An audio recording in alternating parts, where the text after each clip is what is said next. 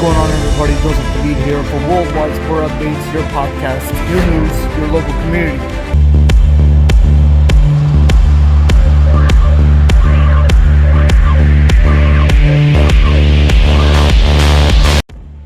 Good morning, Allentown, Lehigh Valley. Thank you for joining us on this Friday, 2 days before Christmas. December 23rd, 2022, Christmas edition of Worldwide Sport Updates, your podcast, your sports, your news, your local community.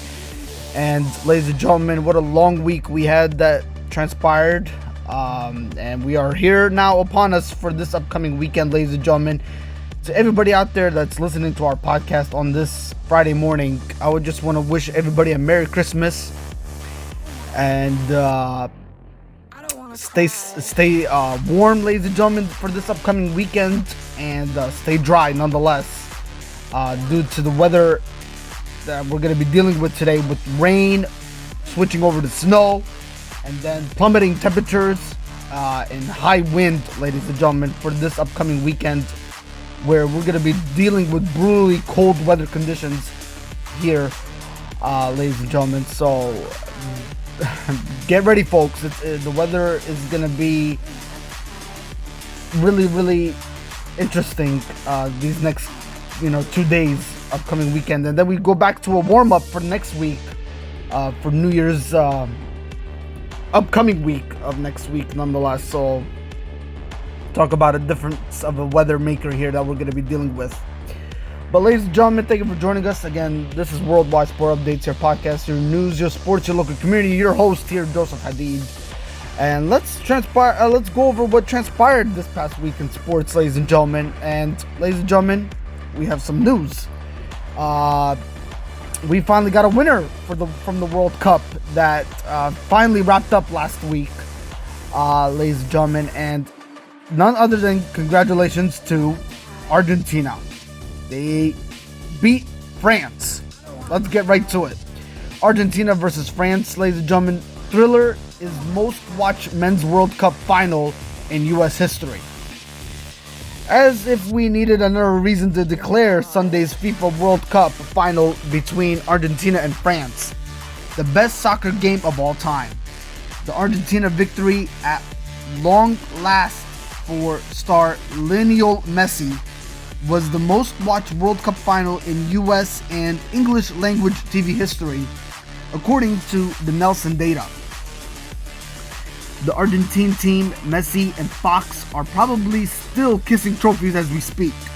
Argentina and France scored 16.783 million total viewers on Fox and Fox streaming services. The previous high came from 1994, when Brazil versus Italy drew an average of 14.510 million viewers on ABC. After a 0-0 draw, that one also went to penalty kicks, and Brazil triumphant with a 3-2 victory. Beyond the nail-biting excitement, the 1994 final drew extra American eyeballs due to location. Brazil's big win took place at the Rose Bowl in Pasadena, California. The Argentina-France game also surpassed a prior record that set earlier in this World Cup, when 15.491 million people watched the USA-England match during the group stage. So Messi, ladies and gentlemen, cemented his GOAT status with a pair of goals on Sunday, including the one that was almost the game winner. But after a handball was called against Argentina in the 118th minute, France star Kylian Mbappe completed his hat trick with a PK goal in the second period of extra time.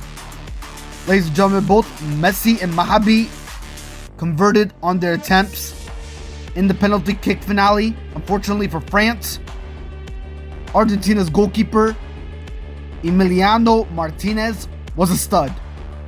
Martinez won the tournament's Golden Glove Award, and Messi won its Golden Ball,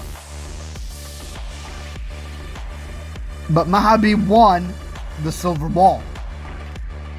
Again, ladies and gentlemen, what a performance it was between Messi and Mahabi. And not to mention Mahabi, he has nothing to put his head down based off that performance in the 2022 World Cup that we watched. And it was the best amazing World Cup ever we witnessed, ladies and gentlemen. And then Mahabi, again, this amazing professional athlete scored within 97 minutes before the game was almost over to tie the game at 2 games apiece. It was tied 2-2 before it went to extra time, folks. And his performance was just breathtaking and phenomenal to make this World Cup very, very interesting and down to the wire nonetheless. But again, folks, the World Cup is what? Still every 4 years.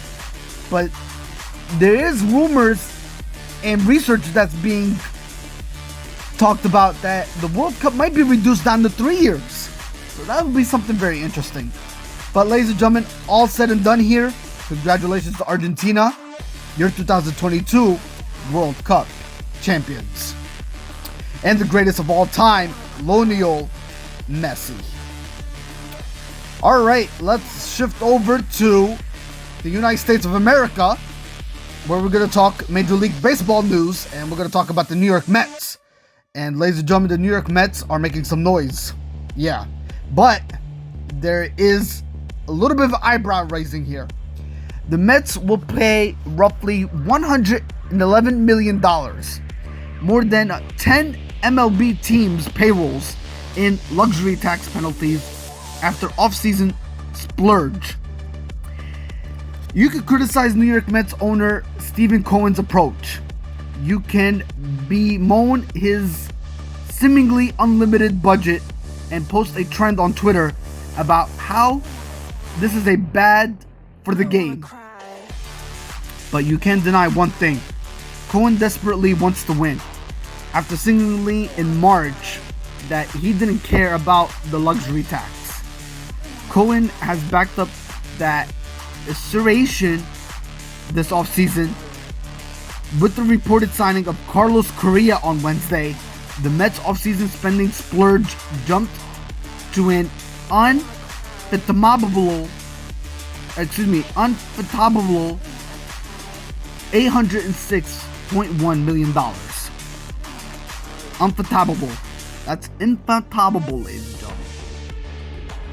As a result, the Mets are projected to pay roughly $111 million in luxury tax fees in 2023, per ESPN's Jeff Passan.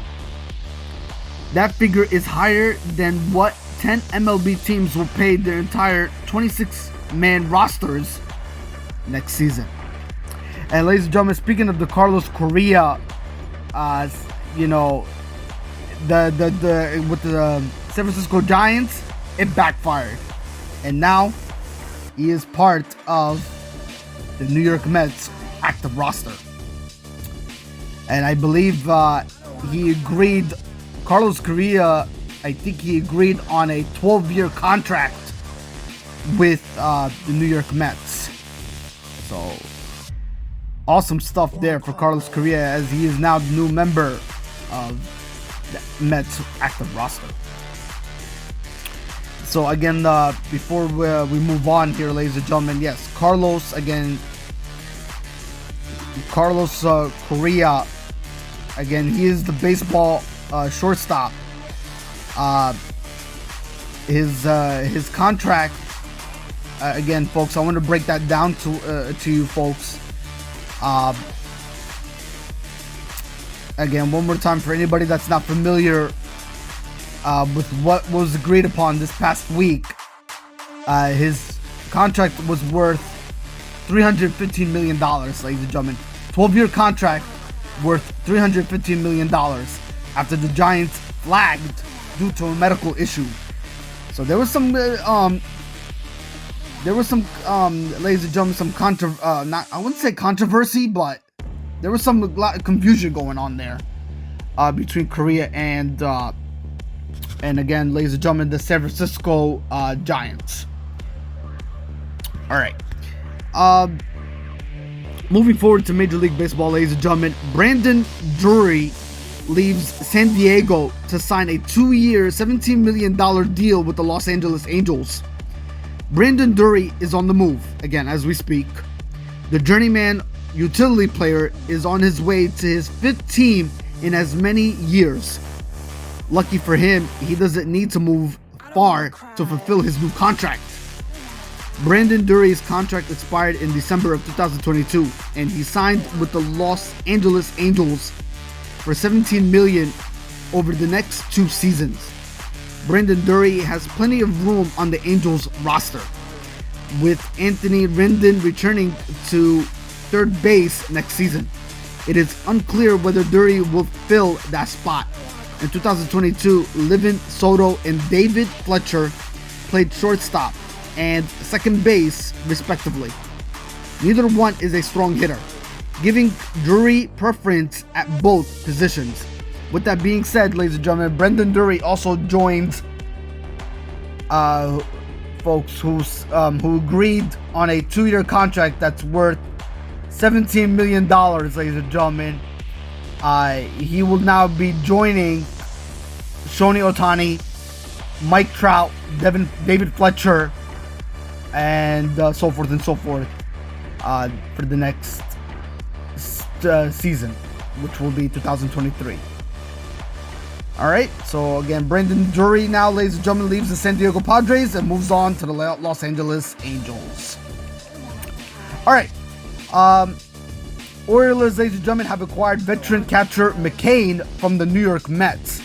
The Orioles checked off another item on their offseason to-do list on Wednesday night this past week. This time, ladies and gentlemen, they went to the trade market to fill one of the holes on their roster.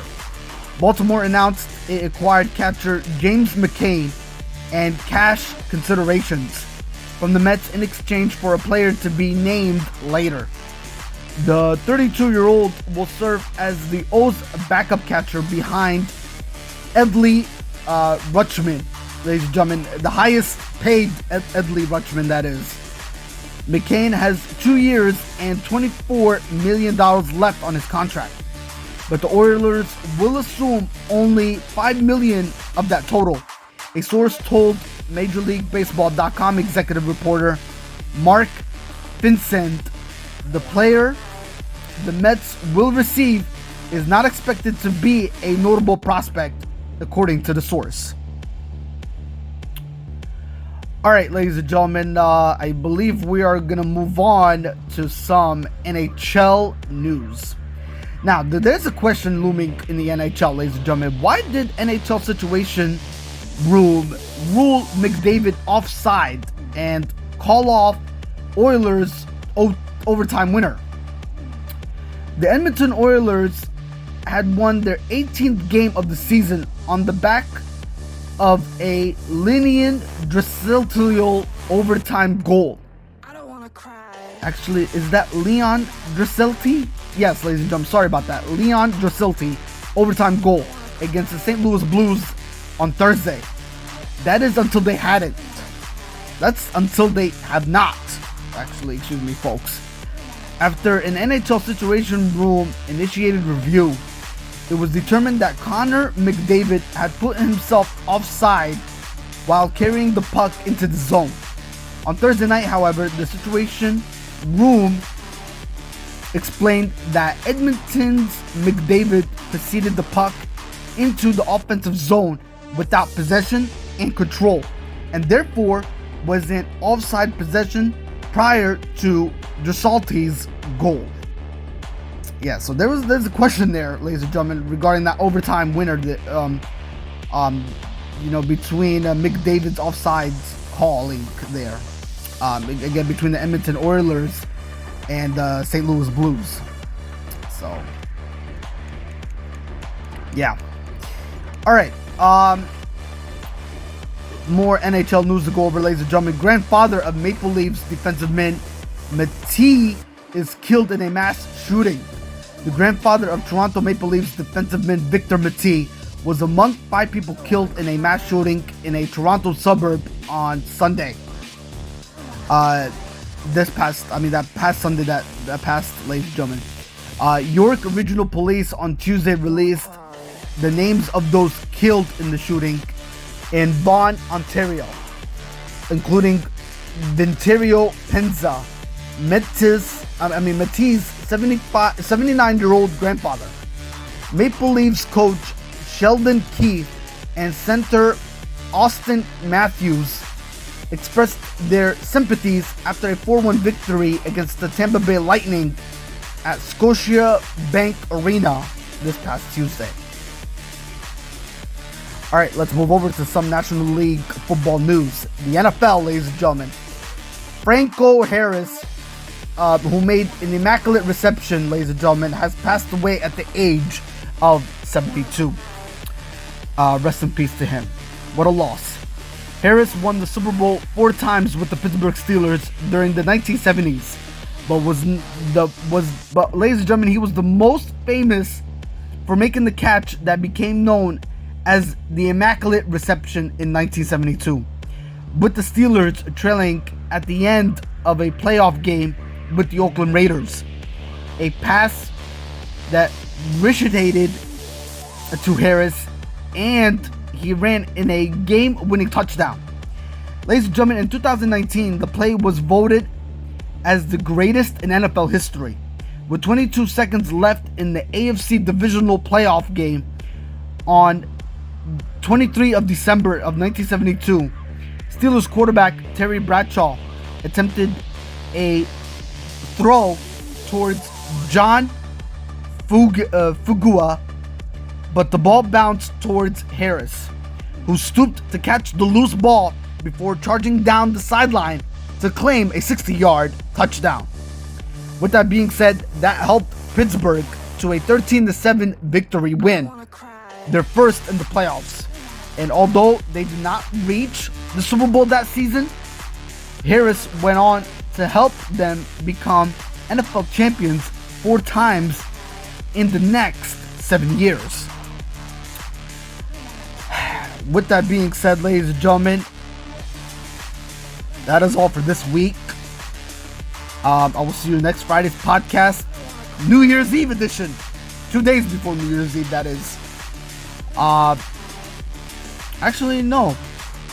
Well, yeah, 2 days before New Year's Day, but it'll be 1 day before New Year's Eve, before the festivities start and the parties get underway. Again, ladies and gentlemen, with that being said, we wrap up this week, this Christmas edition of our podcast, Worldwide Sport Updates, your sports, your podcast, your news, your local community.